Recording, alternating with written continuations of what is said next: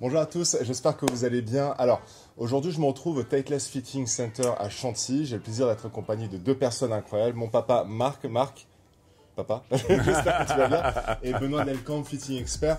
Et en fait, on est ici toute la journée, on fait une série de vidéos en fait spécialisées vraiment spécifiques pour le fitting, senior, petit jeu, on va parler des balles tout à l'heure. Mais juste avant ça, là, au moment où on tourne la vidéo, on est le lendemain du British Open. Et en fait, mon père est arrivé et a posé une super question à Benoît. Et au moment où je lui ai posé, je lui ai dit, Benoît, arrête-toi, arrête de parler parce que ta réponse, il faut qu'elle soit enregistrée en vidéo pour qu'on puisse la communiquer à l'audience. Donc, mon père va reposer la question à Benoît concernant le British Open et concernant le vainqueur Cameron Smith. Et ensuite, Benoît va donc répondre. Donc, papa, vas-y, je te laisse répéter la question. La question est très simple. J'ai regardé le British hier, comme beaucoup de monde.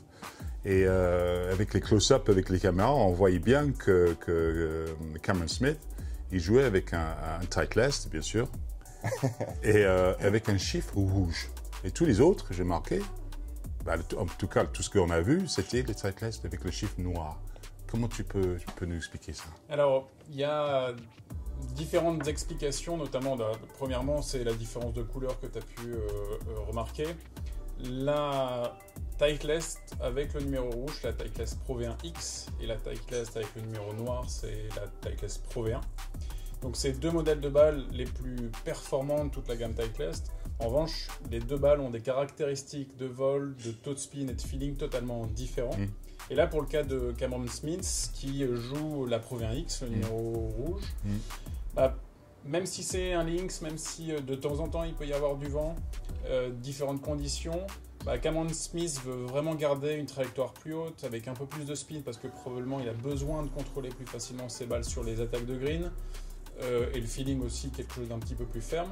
Donc c'est la raison pour laquelle il va plutôt garder cette balle là et quelles que soient les conditions, quels que soient les majeurs, je prends toujours l'exemple du Masters qui joue à Augusta, du British Open qui joue dans différents parcours totalement différents avec des conditions totalement différentes, beaucoup de vent, du soleil, vraiment très différentes.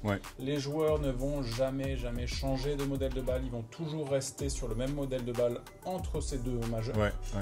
En revanche, c'est vrai que c'est une question qu'on se posait dans la voiture en venant ici, on s'est demandé si avec les conditions de vent, le fait que ça soit un est-ce qu'ils changent chaque fois la balle? Et tu dis que non, quoi. On va vraiment se focaliser, les fitters Titleist sur le tour vont vraiment se focaliser pour trouver le modèle de balle qui va convenir quelles que soient les conditions de jeu, quel que soit le parcours pour les joueurs pros et aussi pour les amateurs. C'est ce qu'on fait ici par exemple au National Fitting Center.